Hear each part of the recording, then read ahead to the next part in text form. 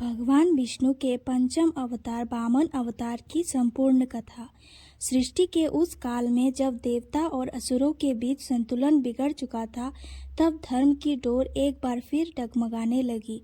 असुरों में एक ऐसा राजा हुआ जिसने अपने पराक्रम, तप और दानशीलता से तीनों लोगों को अपने अधीन कर लिया। उसका नाम था महाबली। महाबली केवल असुर राजा ही नहीं था, वो प्रहलाद का पुत्र था। वही प्रहलाद जो स्वयं भगवान विष्णु के परम भक्त थे। इसी कारण महाबली के हृदय में भी धर्म, सत्य और दान की भावना कूट कूट कर भरी हुई थी। लेकिन समय का नियम अटल है। जब शक्ति अहंकार से जुड़ जाती है, तब पतन आरंभ हो जाता है। महाबली ने अपने पराक्रम से स्वर्ग को जीत लिया। इंद्र और अन्य देवता स्वर्ग से निष्कासित हो गए। देवताओं की प्रार्थनाएं गूंजने लगी, हे नारायण, इस असंतुलन को दूर कीजिए। भगवान विष्णु जानते थे कि महाबली दुष्ट नहीं है, वह अन्यायी नहीं बल्कि अत्यंत धर्मात्मा है। इसलिए उसका विनाश नहीं बल्कि उसके अहंकार का शमन आवश्यक था। तब विष्णु ने एक अद्भुत योजना रची। उन्होंने ब्राह्मण बालक के रूप में अवतार लेने का निश्चय किया। यही था वामन अवतार। धरती पर उस समय महाबली एक विशाल यज्ञ का आयोजन कर रहे थे। कहा जाता है कि उस यज्ञ में कोई भी खाली हाथ नहीं लौटता। उसी यज्ञशाला में एक छोटा सा ब्राह्मण बालक पहुंचा। उसका कद छोटा था, हाथ में कमंडल था, चेहरे पर तेज ऐसा कि सूर्य भी शर्मा जाए।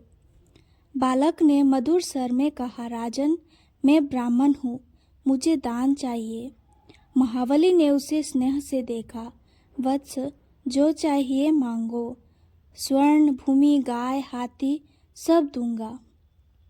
वामन मुस्कुराए, राजन, मुझे अधिक कुछ नहीं चाहिए, बस 3 पग भूमि चाहिए, उतनी जितनी मैं अपने 3 कदमों में नाप सकूं।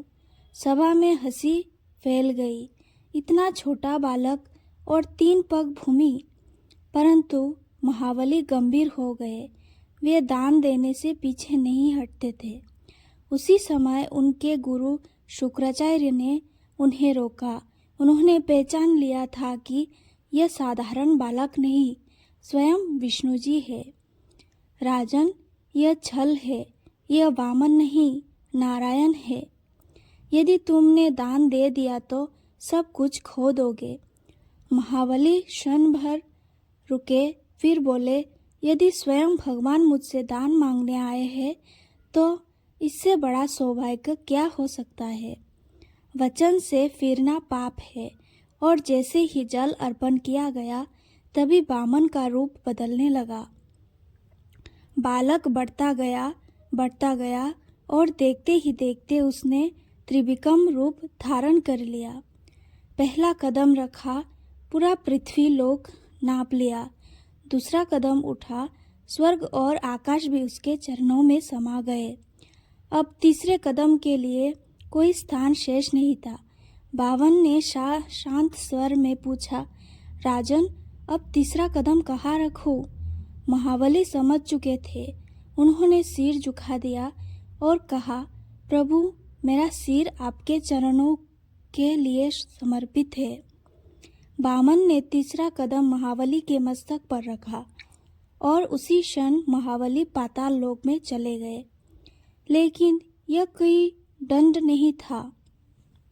भगवान विष्णु महाबली की भक्ति, सत्य और दान से प्रसन्न थे। उन्होंने उसे वरदान दिया, तुम पाताल लोक के राजा रहोगे और वर्ष में एक बार अपनी प्रजा से मिलने धरती पर आओगे।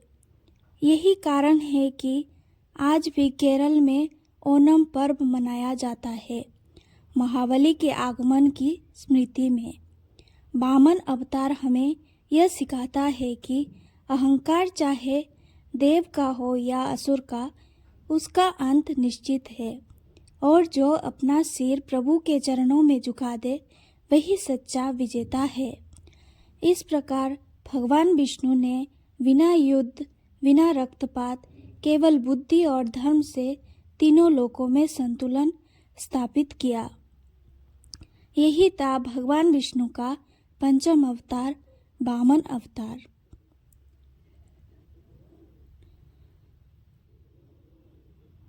धन्यवाद। सब्सक्राइब करें।